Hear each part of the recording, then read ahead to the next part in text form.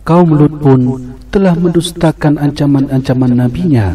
Sesungguhnya kami telah menghembuskan kepada mereka angin yang membawa batu-batu yang menimpa mereka, kecuali keluarga Lut. Mereka kami selamatkan di waktu sebelum fajar menyingsing sebagai nikmat dari kami. Demikianlah kami memberi balasan kepada orang-orang yang bersyukur, dan sesungguhnya dia Lut telah memperingatkan mereka akan azab-azab kami, maka mereka mendustakan ancaman-ancaman itu.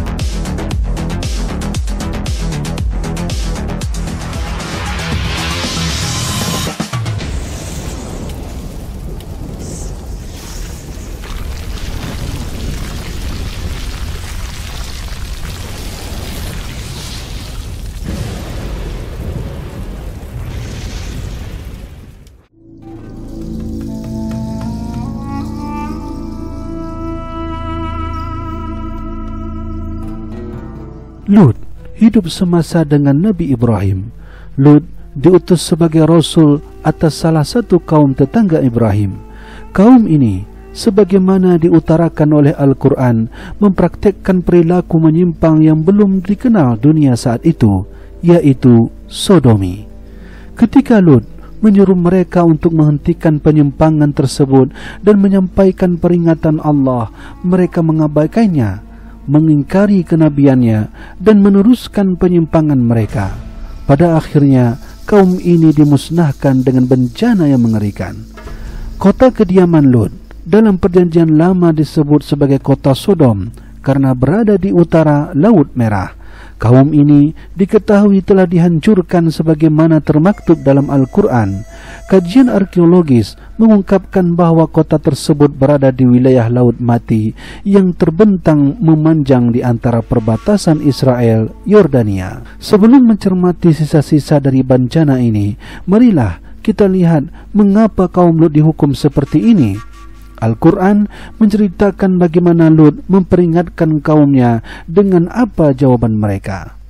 Kaum Lut telah mendustakan rasulnya ketika saudara mereka Lut berkata kepada mereka, "Mengapa kamu tidak bertakwa? Sesungguhnya aku adalah seorang rasul kepercayaan yang diutus kepadamu. Maka bertakwalah kepada Allah dan taatlah kepadaku.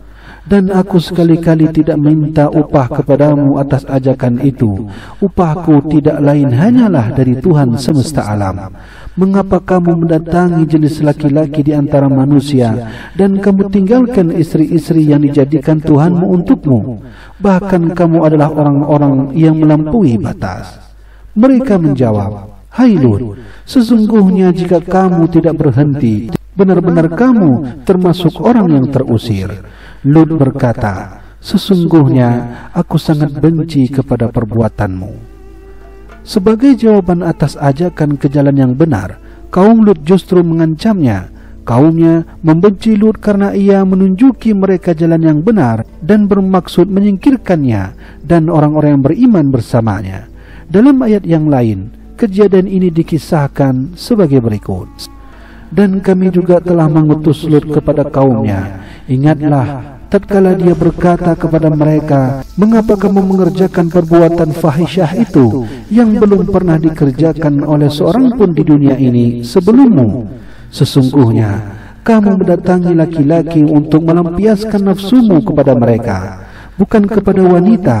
Malah kamu ini adalah kaum yang melampaui batas.'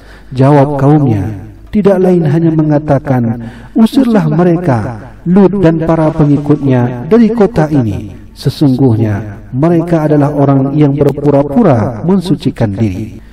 Lut menyuruh kaumnya kepada sebuah kebenaran yang begitu nyata dan memperingatkan mereka dengan jelas.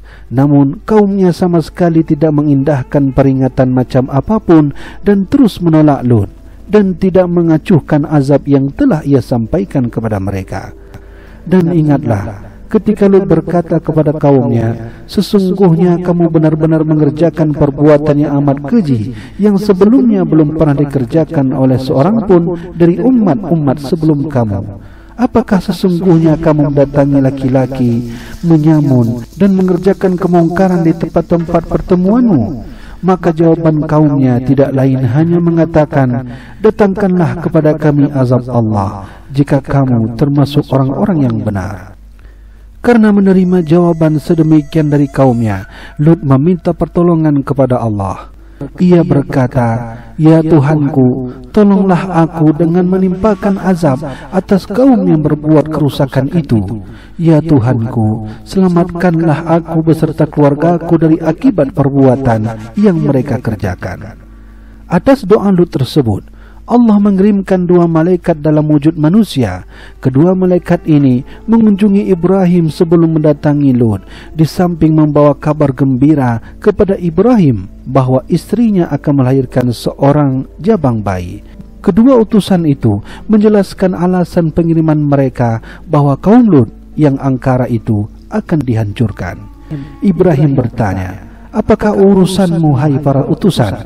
Mereka menjawab, sesungguhnya kami diutus kepada kaum yang berdosa, kaum Lut, agar kami timpakan kepada mereka batu-batu dari tanah yang keras yang ditandai di sisi Tuhanmu untuk membinasakan orang-orang yang melampaui batas, kecuali Lut beserta pengikut-pengikutnya. Sesungguhnya kami akan menyelamatkan mereka semuanya kecuali istrinya. Kami telah menentukan bahwa sesungguhnya ia itu termasuk orang-orang yang tertinggal bersama-sama dengan orang kafir lainnya. Setelah meninggalkan Ibrahim, para malaikat yang dikirim sebagai utusan lalu mendatangi Lut. Karena belum pernah bertemu utusan sebelumnya, Lut awalnya merasa khawatir, namun kemudian ia merasa tenang setelah berbicara dengan mereka. Dan tatkala datang utusan-utusan kami para malaikat itu kepada Lut, dia merasa susah dan merasa sempit dadanya karena kedatangan mereka. Dan dia berkata, inilah hari yang amat sulit. Ia berkata, sesungguhnya kamu adalah orang-orang yang tidak dikenal.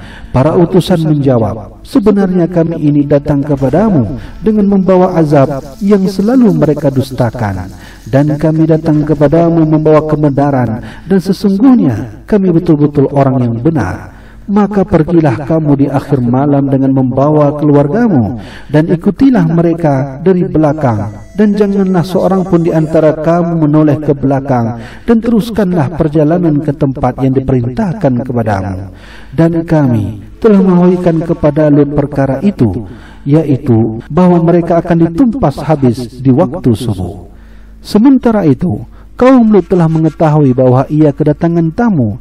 Mereka tidak ragu-ragu untuk mendatangi tamu-tamu tersebut dengan niat buruk, sebagaimana terhadap yang lain-lain sebelumnya. Mereka mengepung rumah Lut.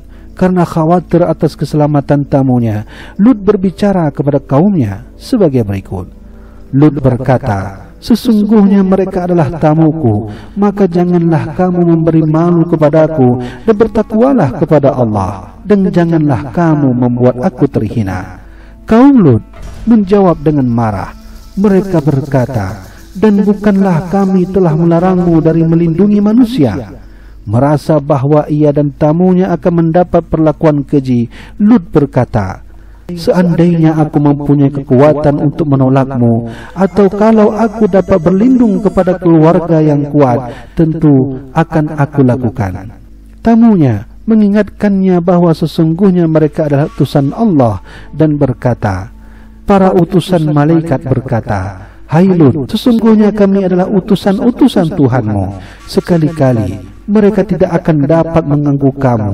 Sebab itu, pergilah dengan membawa keluarga dan pengikut kamu di akhir malam, dan janganlah ada seorang pun di antara kamu yang tertinggal, kecuali istrimu. Sesungguhnya dia akan ditimpa azab yang menimpa mereka, karena sesungguhnya saat jatuhnya azab kepada mereka ialah di waktu subuh.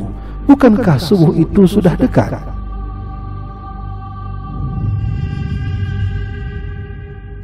Ketika kelakuan jahat warga kota memuncak, Allah menyelamatkan Lut dengan perantara malaikat. Pagi harinya, kaum Lut dihancur leburkan dengan bencana yang sebelumnya telah ia sampaikan.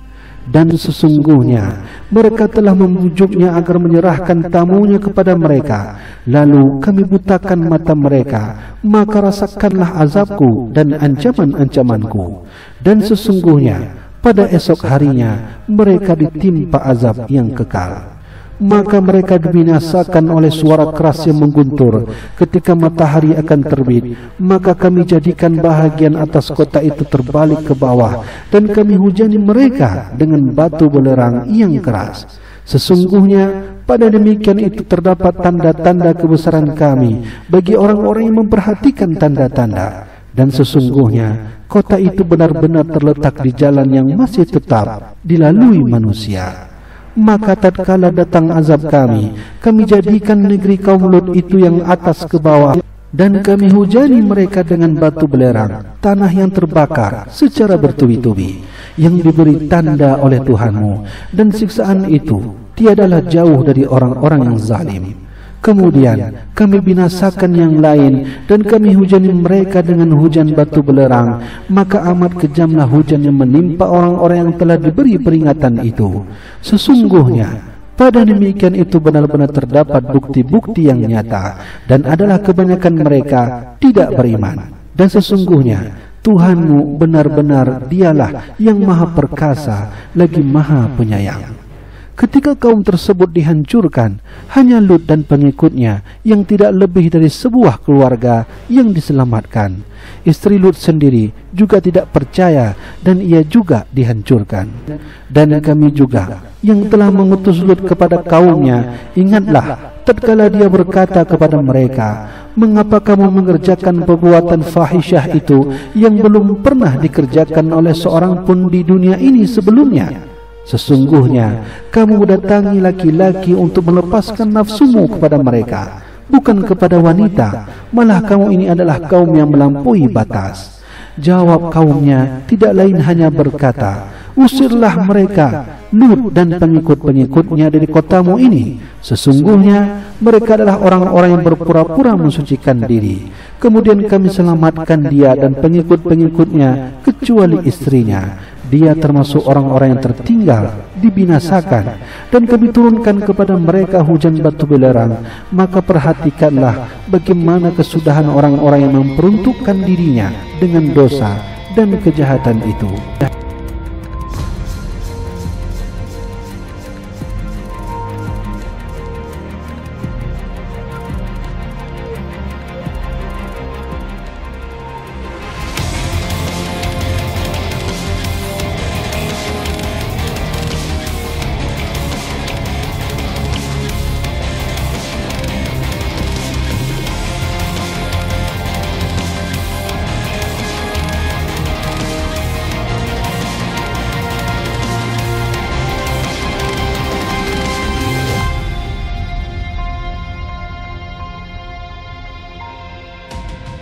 Demikianlah Nabi Lut diselamatkan bersama para pengikut dan keluarganya, kecuali istrinya. Sebagaimana disebutkan dalam perjanjian lama, Lut berimigrasi bersama Ibrahim. Akan halnya kaum yang sesat itu, mereka dihancurkan dan tempat tinggal mereka diratakan dengan tanah.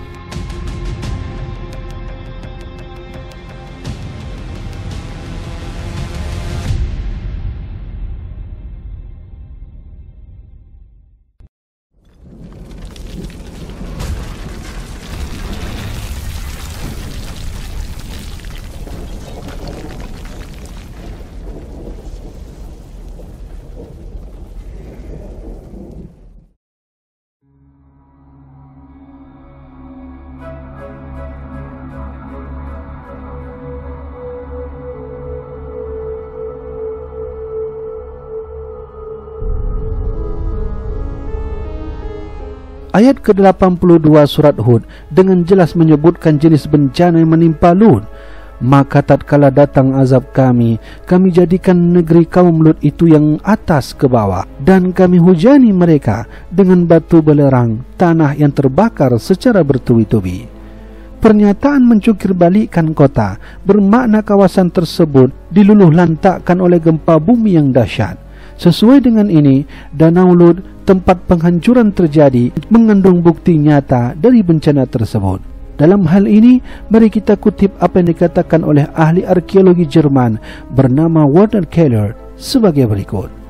Bersama dengan dasar dari retakan yang sangat lebar ini, yang persis melewati daerah ini, lembah Sidim, termasuk Sodom dan Gomorrah, dalam suatu hari terjerumus ke kedalaman.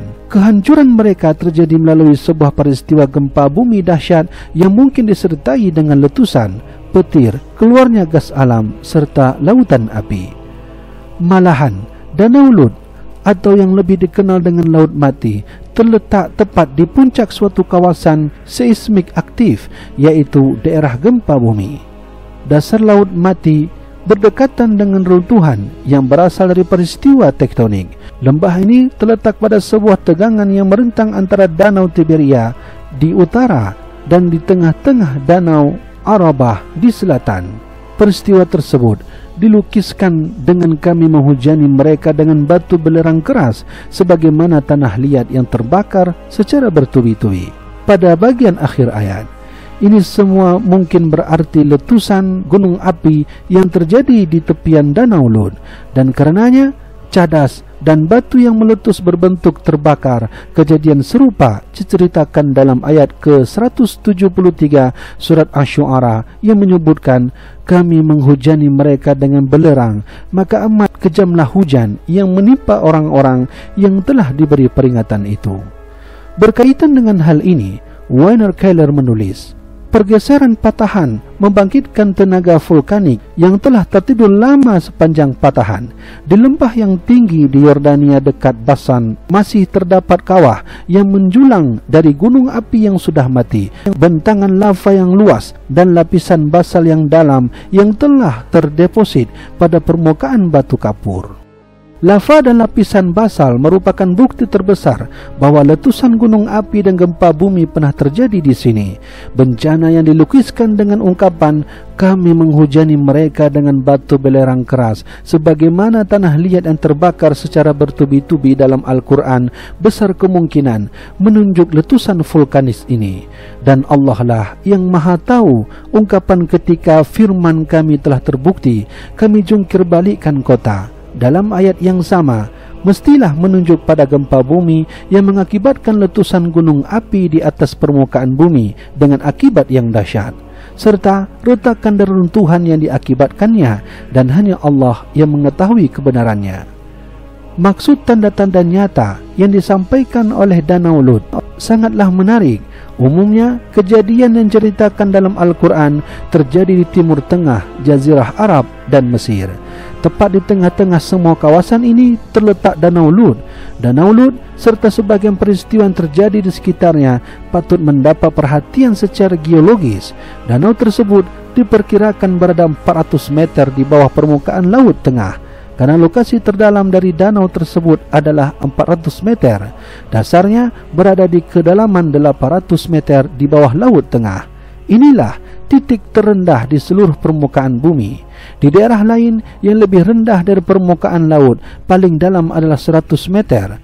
Sifat lain dari Danau Lut adalah kandungan garamnya yang sangat tinggi. Kepekatannya hampir mencapai 30%. Oleh karena itu, tidak ada organisme hidup semacam ikan atau lumut yang dapat hidup di dalam danau ini. Hal inilah yang menyebabkan Danau Lut dalam literatur barat lebih sering disebut Laut Mati. Kejadian yang menimpa kaum Lut yang disebutkan dalam Al-Quran berdasarkan perkiraan terjadi sekitar 1800 sebelum Masehi. Berdasarkan pada penelitian arkeologis dan geologis, peneliti Jerman Werner Keller mencatat bahwa kota Sodom dan Gomorrah benar-benar berada di lembah Sidim yang merupakan daerah terjauh dan terendah dari Danau Lut, dan bahwa pernah terdapat situs yang besar dan dihuni di daerah itu. Karakteristik paling menarik dari struktur Danau Lut adalah bukti yang menunjukkan bagaimana peristiwa bencana yang diceritakan dalam Al-Quran terjadi. Pada pantai timur Laut Mati, semenanjung Al-Lisan menjulur seperti lidah jauh ke dalam air. Al-Lisan berarti lidah dalam bahasa Arab. Dari daratan tidaklah tampak bahwa tanah berguguran di bawah permukaan air pada sudut yang sangat luar biasa, memisahkan laut menjadi dua bahagian. Di sebelah kanan semenanjung, lereng menghujam tajam ke kedalaman 1.200 kaki. Di sebelah kiri semenanjung, secara luar biasa, kedalaman air tetap dangkal. Penelitian yang dilakukan beberapa tahun terakhir ini menunjukkan bahwa kedalamannya hanya sekitar antara 50 sampai 60 kaki. Bagian dangkal yang luar biasa dari Laut Mati ini mulai dari semenanjung Al-Lisan sampai ke ujung paling selatan, dulunya merupakan lembah Sidim. Warner Keller menengarai bahwa bagian dangkal ini yang ditemukan terbentuk belakangan merupakan hasil dari gempa bumi dahsyat yang telah disebutkan di atas. Disinilah Sodom dan Gomorrah berada, yakni tempat kaum Lut pernah hidup. Suatu ketika, daerah ini dapat dilintasi dengan berjalan kaki, namun sekarang lembah Sidim, tempat Sodom dan Gomorrah dahulunya berada, ditutupi oleh permukaan datar bagian Laut Mati yang rendah. Keruntuhan dasar danau akibat bencana alam yang mengerikan yang terjadi di awal alaf kedua sebelum Masehi mengakibatkan air garam dari utara mengalir ke rongga yang baru berbentuk ini dan memenuhi lembah sungai dengan air asin. Jejak-jejak Danau Lut dapat terlihat jika seorang bersampan melintasi Danau Lut ke titik paling utara dan matahari sedang bersinar pada arah yang tepat, maka ia akan melihat sesuatu yang sangat menakjubkan pada jarak tertentu dari pantai, dan jelas terlihat di bawah permukaan air tampaklah gambaran bentuk hutan yang diawetkan oleh kandungan garam Laut Mati yang sangat tinggi. Batang dan akar di bawah air yang berwarna hijau berkilauan tampak sangat kuno. Lembah Sidim, di mana pepohonan ini dahulu kala bermekaran daun yang menutupi batang dan ranting, merupakan salah satu tempat terindah di daerah ini. Aspek mekanis dari bencana yang menimpa kaum Lut diungkapkan oleh para peneliti geologi. Mereka mengungkapkan bahwa gempa bumi yang menghancurkan kaum Lut terjadi sebagai akibat rekahan yang sangat panjang di dalam kerak bumi, garis patahan sepanjang 190 km yang berbentuk dasar Sungai Serian. Sungai Serian membuat air terjun sepanjang 180 meter keseluruhannya. Kedua hal ini dan fakta bahwa Danau Lut berada 400 meter di bawah permukaan laut adalah dua bukti penting yang menunjukkan bahwa peristiwa geologis yang sangat hebat pernah terjadi di sini. Struktur Sungai Serian dan Danau Lut yang menarik hanya merupakan sebahagian kecil dari rekahan atau patahan yang melintas dari kawasan bumi tersebut. Kondisi dan panjang rekahan ini baru ditemukan akhir-akhir ini. Rekahan tersebut berawal dari tepian Gunung Taurus, memanjang ke pantai selatan Danau Lut dan berlanjut melewati Gurun Arabia ke Teluk Aqaba dan terus melintasi Laut Merah dan berakhir di Afrika. Di sepanjangnya teramati kegiatan-kegiatan vulkanis yang kuat.